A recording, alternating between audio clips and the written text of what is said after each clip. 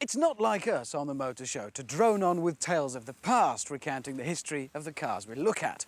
But there is an interesting tale here that's had an unusual end in the 90s, and it's a tale that starts in the early years of World War II, when the American government invited over 130 companies to submit design ideas for a general-purpose four-wheel drive vehicle.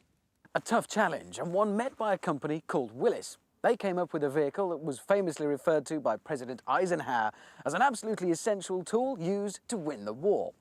It didn't involve spitting bullets or any of that famous American grit. It was, in fact, nothing more complicated than a Jeep. Well, Richard's nostalgic story seems pretty hard to believe when you see how the Jeep has developed over the years into this, the Grand Cherokee. What started life as a carrier for troops now ferries families around. Oh yes, us Brits are simply mad about off-roaders. We just can't get enough of them.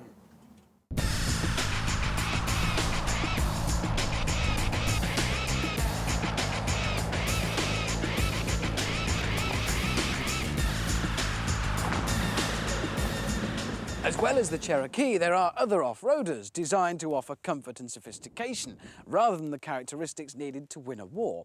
And one such is the Land Rover Discovery. It does have its own name to live up to. The Discovery was born 10 years ago and designed to fit into a niche, offering customers more comfort and luxury than a farmer's rugged workhorse, for less pounds than a costly Range Rover. And then there's the M-Class, an attempt by Mercedes to combine off-road capabilities with the luxury of their E-Class estate car. Now, you may recall their first attempt, the G-Wagon. It may have been bold, but it was also bland, boring and, above all, big. Adjectives which certainly can't be used to describe this beauty.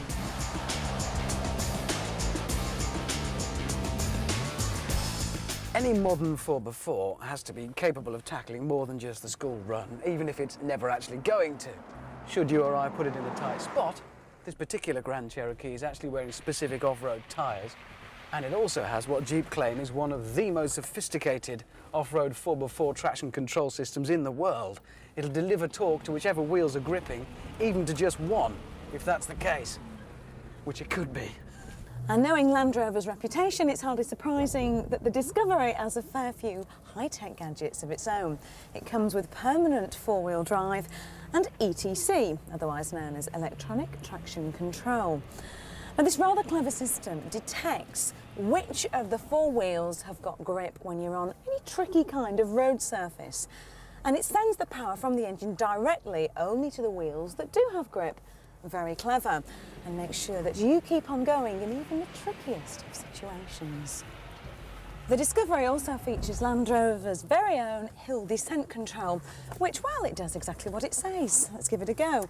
You flick it on, take your feet off everything, and it gives you a constant speed going downhill, so you can concentrate on the important things like, well, avoiding rocks, not rolling the vehicle, maybe not going over the edge of a cliff.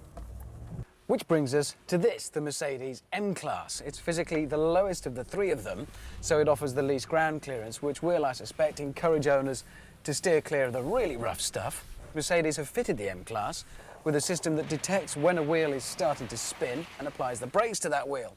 And it also has here on the dash, for when you come to the really steep up and down bits, a button to keep you in low range, which should be useful.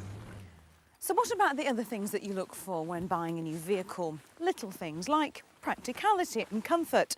Well, the farming origins of the Discovery mean that it was never renowned for the luxury of its cabin. And even though this version was revamped a couple of years ago, the interior just can't compete with that of the Cherokee or the M-Class.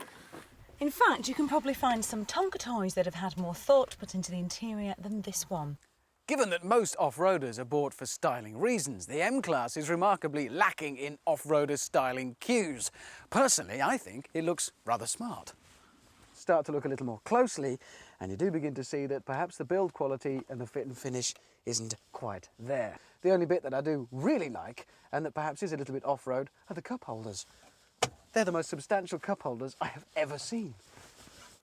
The Grand Cherokee is one of those cars that makes a huge statement. You can tell straight away that it's all American. It's big, it's bold, it's brash, and it has just a hint of sophistication. And the inside is jam-packed with all those gadgets that you expect from the Yanks. And the best thing is, they don't cost anything extra.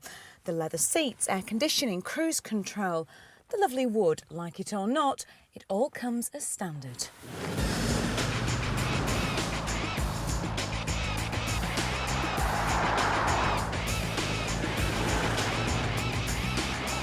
With the M-Class you gain on-road from the lack of ground clearance, with handling like a saloon.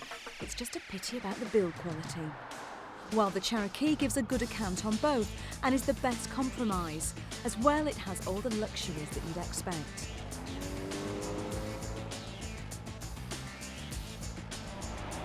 The Land Rover suffers on-road for its dominance in the mud, although the active roll control has improved the latest version. But maybe not enough to sway the school-run brigade.